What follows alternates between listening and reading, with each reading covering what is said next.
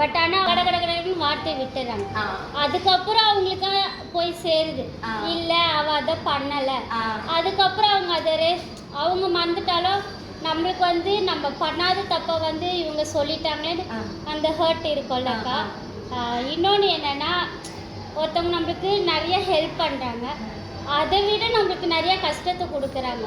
அப்போ அவங்கள பார்க்கும்போது அந்த பண்ண ஹெல்ப்பு ஞாபகத்தை இவங்களை நம்மளை இப்படி பேசிட்டாங்க ஒரு ஹர்ட்டாக அந்த விஷயம் தான் வருது. லைக் அடுத்தது என்னென்னா, இன்னொரு தடவை இப்போ நீங்கள் சொன்னீங்களே, நம்ம சும்மா உட்காந்துட்டு இருந்தால் ஒருத்தவங்க நம்மளுக்கு பேசினது தான் ஞாபகம் வரும். ஒருத்தவங்க இப்படி சொல்லிட்டாங்க, நம்ம வேலை செஞ்சுட்டு இருக்கும்போது கூட அது ஞாபகம் வருது.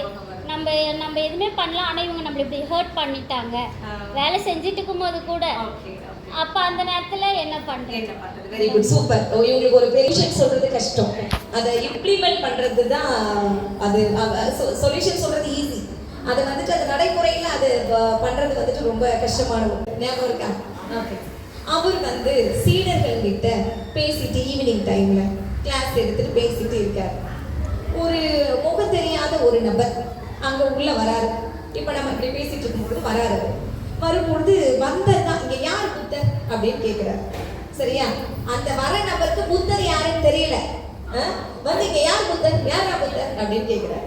கேட்டதான் அங்கே புத்தர் எவ்வளோ பெரிய ஆளு, யார் யார் ஃபாலோ பண்ணுறாங்க, நீ யார் என்னன்னு தெரியாத மரியாதை இல்லாத வந்து பேசுகிற அப்படின்னு சொல்லிட்டு ஒரு 10 சீடர்கள் எந்திரிச்சிடுறாங்க அவனை அடிக்கிறது. சரியா? புத்தர் வந்து அவங்கள அமைதிப்படுத்துறாரு. கொஞ்சம் இருங்க அப்படின்னு சொல்லிட்டு இவர் எந்திரிச்சு, நான் தான் புத்தர், என்ன ஆச்சு அப்படின்னு சொன்னதான் காரி துப்பிடும். அந்த வந்த ஆள் இருக்கால எச்சில் வந்து அப்படி தெரிஞ்சு துப்பிடுறான் புத்தர் மேல.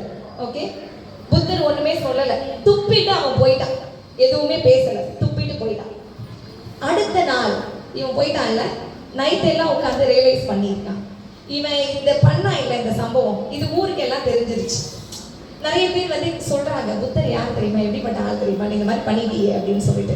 அப்போ அவன் ரியலைஸ் பண்றான், நம்ம பண்ணது மிகப்பெரிய தப்பாச்சு, எவ்வளோ பெரிய மனுஷன், நம்ம தெரியாம இந்த மாதிரி ஒரு தவறை செஞ்சுட்டோம் அப்படின்னு சொல்லிட்டு அடுத்த நாள் வராரு. அதே மாதிரி புத்தர் வந்து கிளாஸ் எடுத்துட்டு இருக்காரு. அவர் வராரு, வந்து புத்தர் கிட்ட வந்து மன்னிப்பு கேட்கிறாரு. நான் தெரியாம பண்ணிட்டேன், என்னை மன்னிச்சிடுங்க, பிகாஸ் நீங்க அன்னைக்கு இந்த ஸ்டேட்மெண்ட் சொல்லியிருந்தீங்க, அதுதான் எனக்கு பிடிக்கல, அதனாலதான் நான் துப்பிட்டேன், என்னை மன்னிச்சிடுங்க அப்படின்னு சொல்றாரு. சரி அப்படின்னு சொல்லிட்டு அவர் புத்தர் என்ன சொல்றாருன்னா, நான் ஏன் உன்னை மன்னிக்கணும் அப்படின்னு கேட்கிறாரு அந்த ஆள்கிட்ட. நான் ஏன் மன்னிக்கணுமா, நேற்று அந்த மாதிரி ஒரு செயல் செஞ்சுட்டேனே, நான் தூங்கவே இல்லை, என்னை எல்லாரும் கண்ணாமேனான்னு கேட்குறாங்க, நீங்க என்ன இப்படி சொல்றீங்களே அப்படின்னு சொல்லிட்டு புத்தர் சொன்ன பதில் தான் உங்களுக்கான வார்த்தை. சரியா? புத்தர் என்ன சொன்னார் அப்படின்னா, நான் ஆத்துல ஓடுது இல்ல தண்ணி, ஆத்துல தண்ணி என்ன பண்ணும், ஒரு இடத்துல நிக்குமா, டேம்ல நிக்கும், குளத்துல நிக்கும், குட்டையில நிக்கும் தண்ணி. ஆத்துல என்ன பண்ணும், தண்ணி ஓடிக்கிட்டே இருக்கும். நான் ஓடுற ஆத்துல ஓடுற தண்ணி மாதிரி நானு நேத்து நீ துப்புனத நான் நேத்தோட அது போயிடுச்சு, அதை நான் எடுத்துக்கவே இல்லை, அதை என் மனசுல வச்சிருந்தா தானே இன்னைக்கு நீ சாரி கேட்கறத நான் மன்னிக்கணும். நான் தான் நேத்தே விட்டுட்டேனே, அதை நான் எடுத்துக்கவே இல்லை. சரிங்களா? இது இன்னும் புரியுற மாதிரி ஒன்று சொல்லணும்னா, இப்போ நான் இன்னைக்கு வந்திருக்கேன். சரியா? எனக்கு வந்துட்டு ஒரு போட்டியை கொடுக்குறீங்க, என்ன மேடம் என்னை வர வைக்கிறது, நீங்க கொடுக்கல, அதான் சொல்லிடுறேன், இல்லை இல்லை நான் சாப்பிட்டுட்டேன், எனக்கு வேண்டாம் அப்படின்னு சொல்லிடுறேன். அந்த சாக்லேட் யாருக்கு சொந்தம்? இப்ப பாப்பா இருக்காங்க, அவ வந்து ஒரு பாட்டு பாடினான். சரியா? அவன் வந்துட்டு மேடம் இதை வச்சுக்கோங்க சாக்லேட் கொடுக்குறா, நான் வேண்டான்னு சொல்லிட்டேன். அந்த சாக்லேட் யாருக்கு சொந்தம்? அவளுக்கு தான் சொந்தம் இல்லையா? இதே மாதிரிதான் அவங்க பேசின பேச்ச நான் எடுத்துக்கிட்டா எனக்கு சொந்தம். அண்டர்ஸ்டாண்ட் ஆகுதா? புரியுதா? நீங்க என்ன ஹர்ட் பண்ணிட்டீங்க, என்ன திட்டிட்டீங்க, அந்த வார்த்தை எனக்கானதா, அந்த சாக்லேட்டை வாங்கினா அது என்னுடையது.